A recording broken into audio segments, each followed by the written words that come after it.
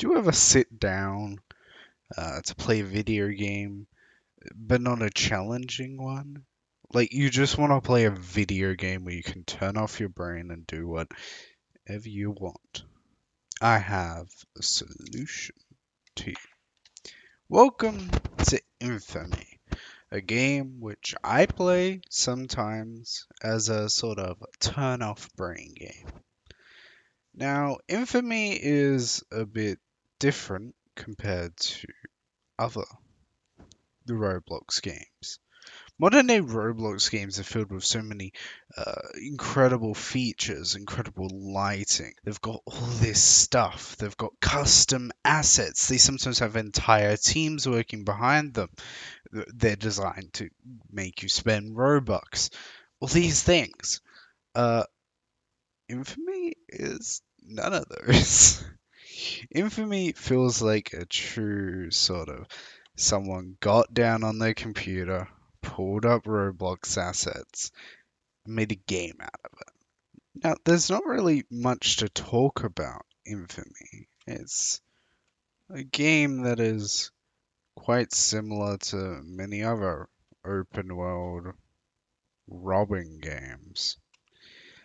Except it's sort of a glorified FPS because, well, you'll be shooting a lot. So I'm simply going to go through what you need to know about the game rather than explaining the game like I have in the other videos and my opinions on them. Because there's not really much to say. Like I said, it's a game where I just turn off my brain and play. So let's go. So, in Infamy, the first thing to talk about is the fact that levels exist, and levels do quite a few things for you.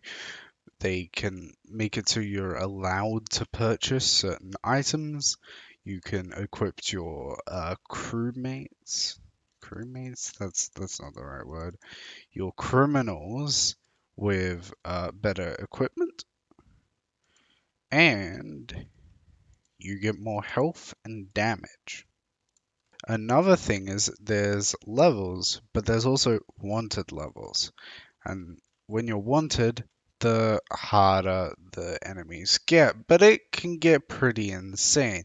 Your wanted level is based off your notoriety, and your notoriety, the highest I've seen someone have it is 7 million, which is pretty insane. You'll start off with 0 notoriety, but killing people as well as robbing things will make that go up pretty fast. The higher your notoriety and therefore your level, the more dangerous the enemies you'll face. First, you'll start off with your everyday county police force, then it will go up to stuff like riot police, then it will go up to the National Guard and the FBI, then it will go up to the military, then it will go up to mercenaries from around the world, and then it will go up to extragalactic beings, which then followed by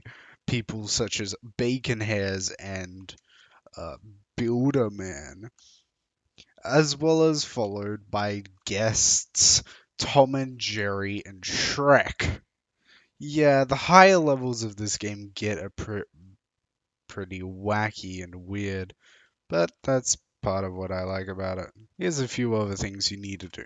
One of your most important items, which you get, and at the start you won't realize how important it is your cell phone. With your cell phone, you can spawn in criminals by simply clicking while holding it out. You will have a number which says how many criminals you can have, and that can be increased in the perks menu. Also, the number under your cell phone is not the number of criminals you can spawn in, but that's instead the amount of medkits you have. Medkits are essentially full restores. Once you lose all your health, you will go back to health with one less medkit. They are really important if you want to get through the higher levels. Don't think you can just survive without them. You will need several medkits to be successful. Next thing you need to know is not every enemy will have a visible health bar, particularly at the top.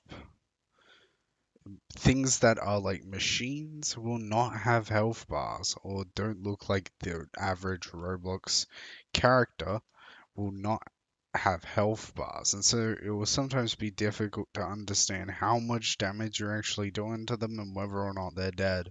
Medkits can be dropped by people. You can pick up ammunition and even guns from dead people. If you're playing in a public server, there'll be other people around which can revive you after you've been downed, or you can revive them.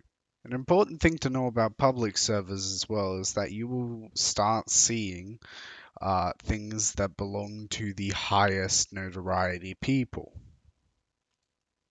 That means if someone joined your server with 3 million notoriety, then you have to face off against the same stuff they do.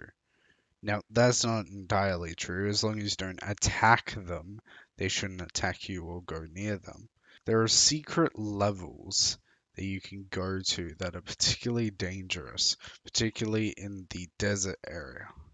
This puts you in a pretty high tense mission where you have to survive while having really powerful people chase after you. You can destroy a large amount of materials in this game. Be aware destroying them will result in property damage.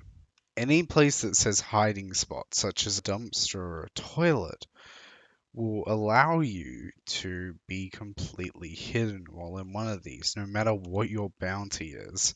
Meaning, if you've got an extremely high bounty and you're being overwhelmed, just hide in one of these, and then your bounty will go away.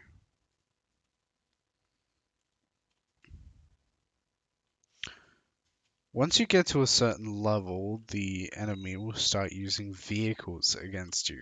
Not just helicopters, but stuff like tanks and armored vehicles. These, once again, do not have a health bar, but they can be destroyed. And probably do that as fast as you can. There's actually money in this game, which you tend to forget about because it feels much more focused on the enemies and your notoriety level.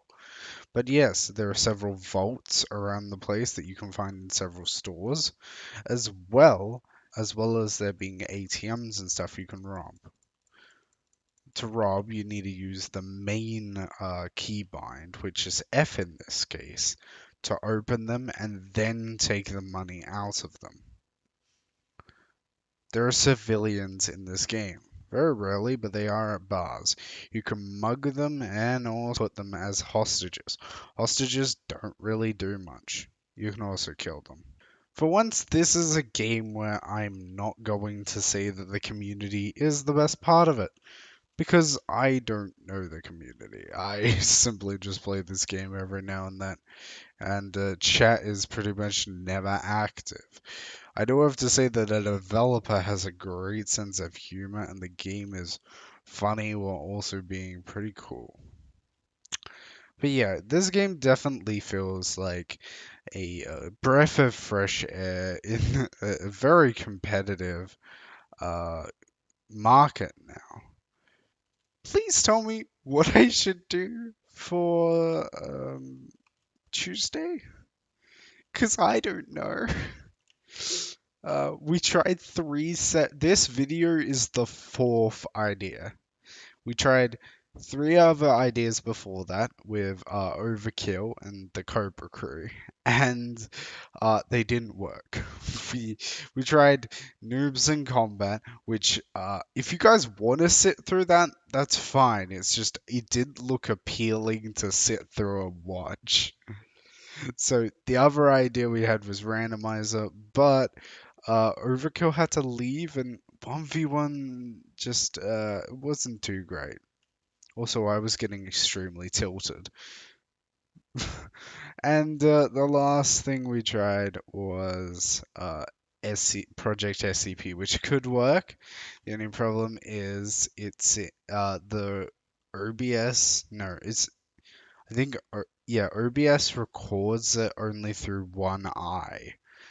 Well, actually, no, it's not OBS's fault. Roblox displays um VR through one eye, so it's a 16, no, it's a 9 by 16, which is not pleasant to look at unless, of course, it's in shorts form.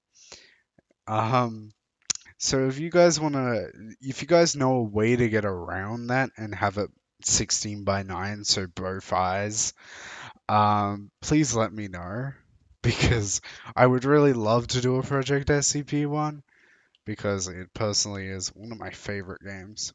But other than that, I hope you guys enjoyed today's video. Remember to like and subscribe. Join the Discord where you can see all sorts of me doing all sorts of cool things. And who knows, if we get enough people in the Discord, I may do a video with those Discord people.